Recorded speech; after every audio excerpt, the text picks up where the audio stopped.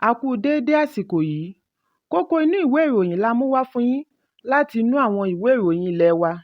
Orúkọ tèmi ni Ọmọgbémisọ́lá ọmọ Alọ́gọ̀madẹ̀. Ìjọba àpapọ̀ ti bẹ̀rẹ̀ sísan àjẹ́lẹ̀ owó oṣù àwọn olùkọ́ iléèwé gíga tí ìjọba mọ̀ọ́mọ̀ dì mọ́wọ́ lábẹ́ àjọ Academic Staff Union of Universities (ASUU). Alága àjọ ASUU ẹ̀ka ti Ifásitì Nsukka Norbert Oyibo Eze ni ó fìdí ìgbésẹ̀ yìí múlẹ̀ fún akọ̀ròyìn.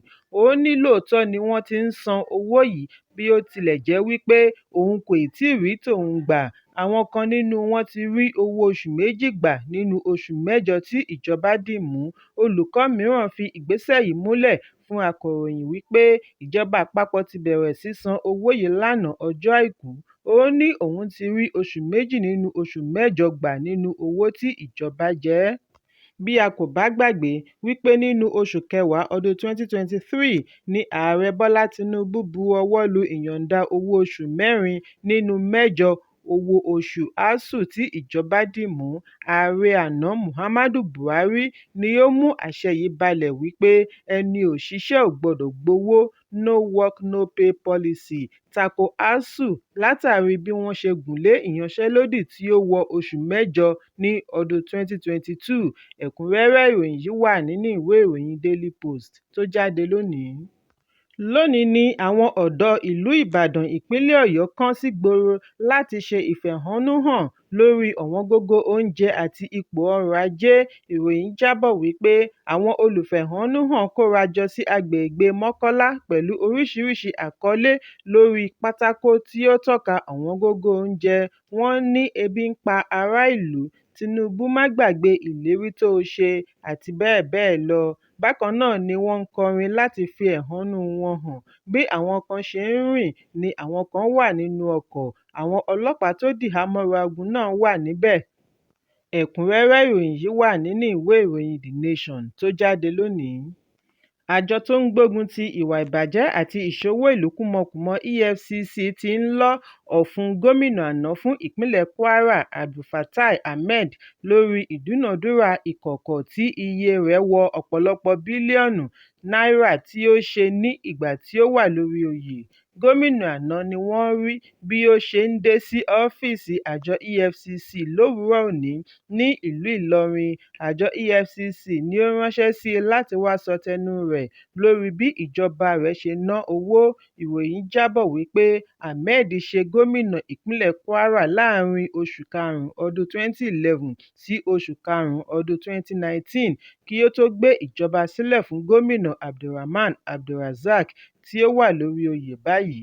Wọ́n ti fìgbà kan rí ṣe ìfọ̀rọ̀wánilẹ́nuwò pẹ̀lú rẹ̀ ní ọdún 2011 ní olú iléeṣẹ́ àjọ EFCC ní agbègbè Jábì, ìlú Àbújá, lórí ẹ̀sùn wípé ó darí owó ìlú tí iye rẹ̀ wọ bílíọ̀nù 9 náírà láti inú àpò ìjọba ìpínlẹ̀ Kwara.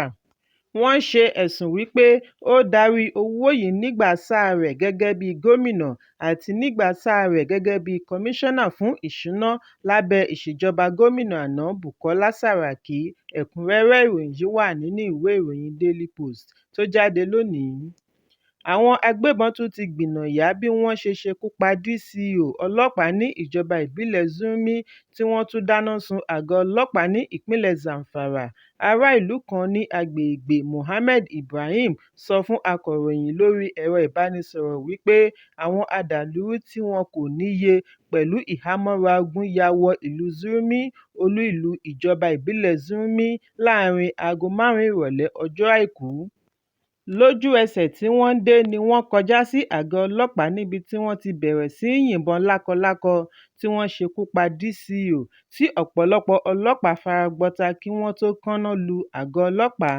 Gẹ́gẹ́ bí ọ̀rọ̀ Ibrahim, àwọn agbébọn yìí ṣe ìkọlù lẹ́yìn tí àwọn fijilantànté pa 3 nínú àwọn èèyàn wọn. Ó ní àwọn fijilantànté wọ inú igbó pẹ̀lú àwọn ọlọ́pàá láti lọ ṣe ìkọlù sí ibi ìpàgọ́ àwọn adàlúrú. Níbẹ̀ ni wọ́n ti ṣekú pa adàlúrú 3, mú ọ̀kan lóòyẹ̀. Lẹ́yìn èyí ni wọ́n lu ọ̀kan tí wọ́n mú yìí pa. Ìdí nìyí tí àwọn adàlúrú ṣe lọ sígun wá tí wọ́n kọrí sí àgọ́ ọlọ́pàá pẹ̀lú èròǹgbà wípé ọ̀kan nínú wọn tí wọ́n mú wà ní àkàtà ọlọ́pàá. bí wọ́n ti dé àgọ́ ọlọ́pàá tí wọ́n yìnbọn pa dco ni wọ́n wá gbogbo inú àgọ́ ọlọ́pàá. àìrí ẹni wọn ni ó mú wọn dáná sun àgọ́ ọlọ́pàá. ibrahim ní lọ́wọ́lọ́wọ́ báyìí àwọn ológun ti dé sáàrin ìlú bí àwọn adàlúrú ṣe padà sí inú igbó wọn. gbogbo akitiyan láti kàn sí alūkkóró ọlọ́pàá ìpínlẹ̀ yasid abubakar ni ó já sí pàbó. ẹ̀rọ ìbánisọ̀rọ̀ rẹ̀ kò lọ. ẹ̀kúnrẹ́rẹ́ ìròyìn yìí wà nínú ìwé ìròyìn punch tó jáde lónìí. ẹgbẹ́ ìgbìmọ̀ àwọn bíṣọ́ọ̀bù ìjọ àgùdà catholic bishops conference of nigeria cbcn àti ẹgbẹ́ àwọn kìrìstẹ́nì lórílẹ̀‐èdè can jọ ní ìpàdé lánàá láti jíròrò lórí ibi ètò ọrọ̀ ajé gbé dúró lórílẹ̀‐èdè. àwọn bíṣọ́ọ̀bù kérora wípé orílẹ̀‐èdè wà nínú ìṣòro tó burú jù bí a bá ń sọ nípa ààbò, ọrọ̀ ajé àti ìwà ìbàjẹ́. wọ́n wá pè fún ìjíhìnrere òtítọ́, accountability àti àgbájọwọ́ láti wa ọkọ̀ orílẹ̀-èdè dé ọjọ́ ọ̀la rere.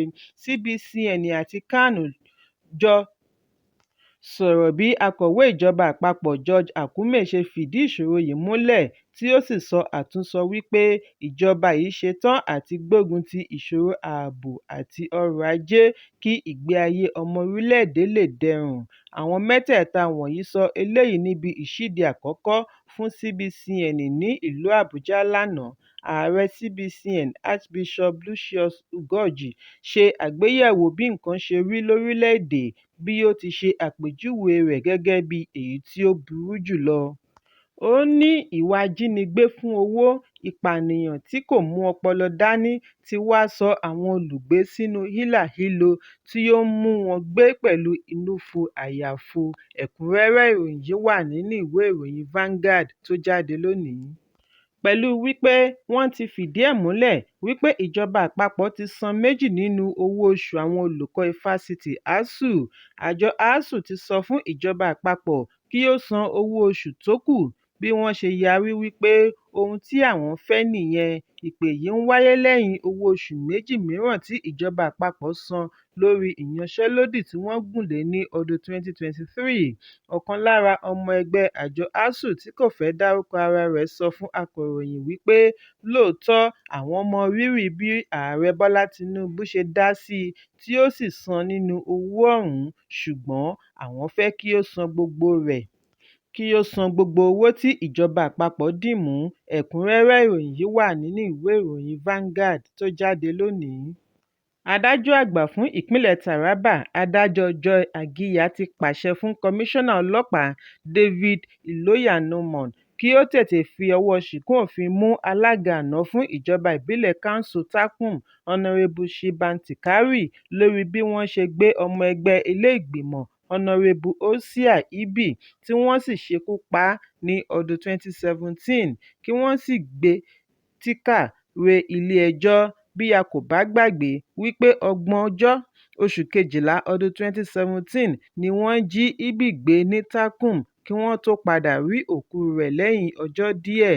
adájọ́ agiya pa àṣẹ yìí nígbà tí ó ń gbé ìdájọ́ kalẹ̀ lórí ẹ̀sùn láàrin ìpínlẹ̀ àti muwàgà jamimba àti ẹnìkan tí wọ́n mú fi ojú rẹ̀ ba ilé-ẹjọ́ lórí ikú aṣòfin. adájọ́ tí ó rán àwọn méjèèjì lọ ẹ̀wọ̀n gbére fún ìlẹ̀dí-àmọ̀pọ̀ ìdígunjalè ìjínigbé ni ó fi ìyàlẹ́nu rẹ̀ hàn lórí bí iléeṣẹ́ ọlọ́pàá ṣe kọ̀ láti fi ọwọ́ ṣìkún òfin mú tíkárì alága àná fún ìjọba ìbílẹ̀ council takum kí wọ́n sì bá a ṣe ẹjọ́ pẹ̀lú wípé wọ́n tọ́ka rẹ̀ wípé ó lọ́wọ́ nínú ìpànìyàn tí ó wáyé. ìdí nìyí tí ó fi wáá rọ kọmíṣánná ọlọ́pàá láti ṣe àbẹ̀wò sí ẹ̀sùn yìí kí ó sì rí i dájú wípé ìdájọ́ òdodo wáyé kí ẹ̀mí olóògbé tó ń sunkún fún ìdájọ́ òdodo lè sùn re.